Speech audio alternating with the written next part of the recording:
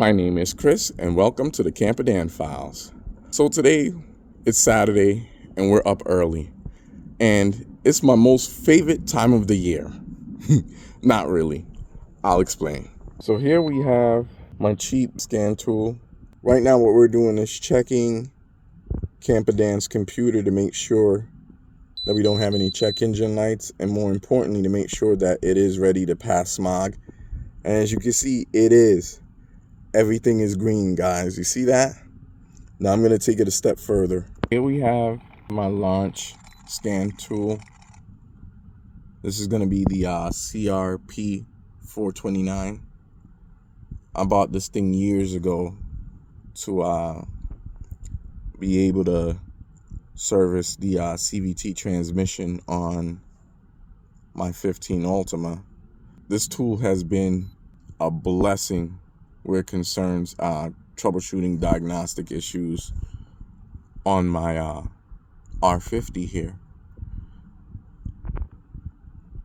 So even though we used our cheapy scan tool there, and again, the main reason why I bought that one is because for some reason my launch, it doesn't mesh with Camperdan's computer where it concerns checking for smog readiness. Like, I'll run the test on this tool and it'll fail every single time because the protocols between the scan tool and my R50's computer, they don't mesh.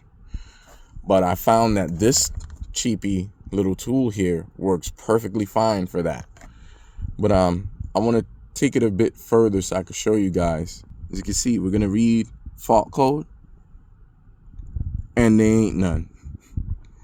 The last time that I had a fault code was when I replaced the intake boot. And that was for a pending code for a lean running condition. The truck's been happy ever since. I'm happy because now I don't have to spend countless hours chasing down issues to get the check engine light to stay off.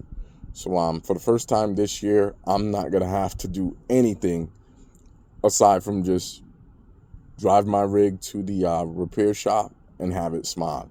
And that's it. And I should be good to go. So stick around.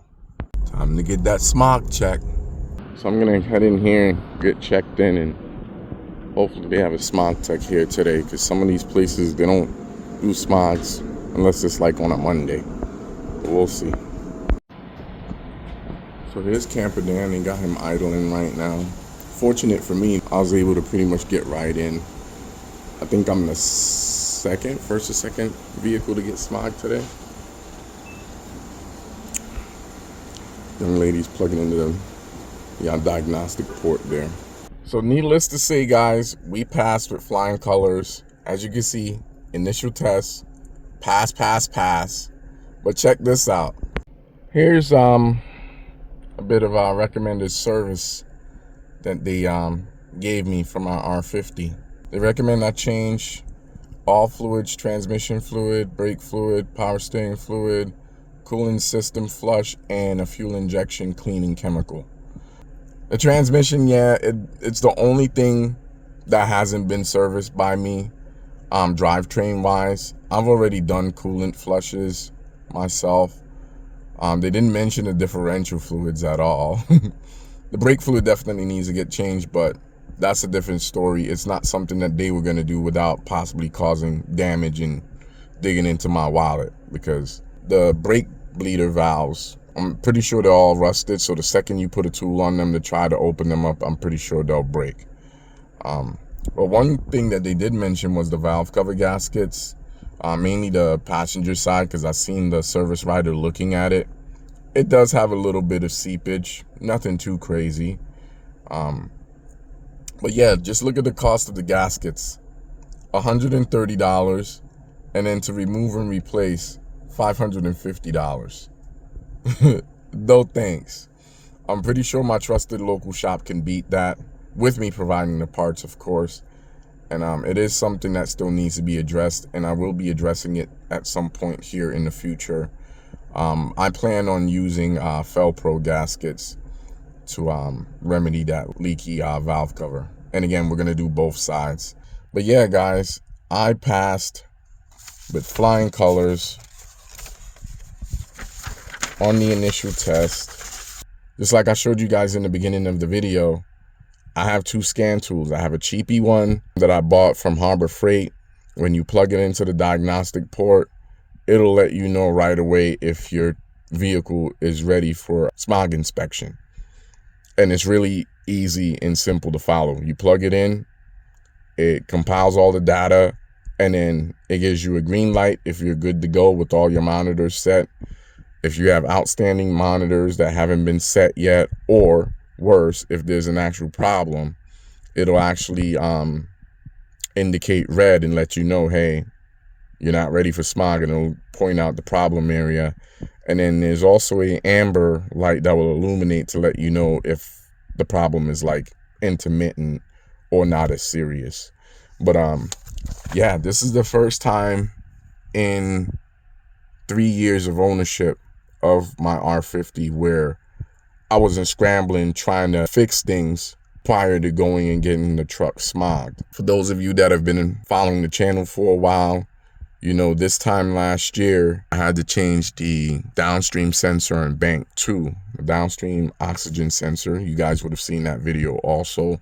After addressing that oxygen sensor, and the reason why we needed to swap it out was because the heater feature within the oxygen sensor wasn't working anymore. And outside of that, it was also causing my engine control computer to throw erroneous codes. And I'll give you an example. It was throwing codes that were related to like camshaft positioning, which was like, whoa, what's going on? You know, and to the untrained eye and an unsuspecting individual, you would have sworn that those things needed to be swapped out. Well, just like Toyota, some of these old Nissans, like Camperdan here, my R50, you'll have one code that will trigger other codes. Meanwhile, those other codes have nothing to do with the root cause of the issue. The issue was the heater feature for the bank 2 downstream oxygen sensor. It was intermittently working. And I noticed that my check engine light would pop on after a hard pull. If I did a really hard pull, as soon as I start decelerating, boom, check engine light would come on. And it will stay on for a while. And if you drove the truck for a few more days, then it will turn itself off. So I was like, what's going on here? So finally, I got tired of dealing with that, and I decided to get under there, swap out that oxygen sensor, and all was good until I noticed I had a lean condition. And I was like, okay, great. We're not getting enough fuel. What's going on? I ended up searching for vacuum leaks, spraying brake cleaner all over the engine bay. Surprisingly, I didn't get the idle to change at all. Like, it wouldn't change. But I was doing some other things unrelated to chasing this possible vacuum leak when I discovered that the intake boot was starting to tear. And I swapped it out for another one, cleared the codes, drove the vehicle, and I haven't had any issues since. And as you guys can see in the beginning of the video, the truck was ready for inspection. Everything was green. And I even took it a step further and plugged in my bigger scan tool, my launch. And as you guys can see, I had no pending codes, no nothing. Now, if a check engine light does come on in the future, it's going to be for something that I probably haven't ran into yet. But knock on wood, everything's been quiet. And hopefully it stays that way. So if you guys enjoyed today's video, I know it was a bit mundane. We didn't really do anything. We just got up, hopped in the vehicle, and took it to go get smog. But I just wanted to share that with you guys because I know a lot of you are out there that's fighting emission issues and just not being able to get your vehicle to pass emissions. But I'm telling you, a lot of these issues, they can be sorted out relatively cheaply by yourself if you're willing to do the work. If you're going to have a shop do it, be prepared to empty your wallet. I'm just saying. Thanks again for stopping by the Camperdan Files. If you've enjoyed today's video, go ahead and give it a like. And while you're at it, don't forget to share, comment, and subscribe. And until next time, keep using your Pathfinder as a Pathfinder, on or off the pavement.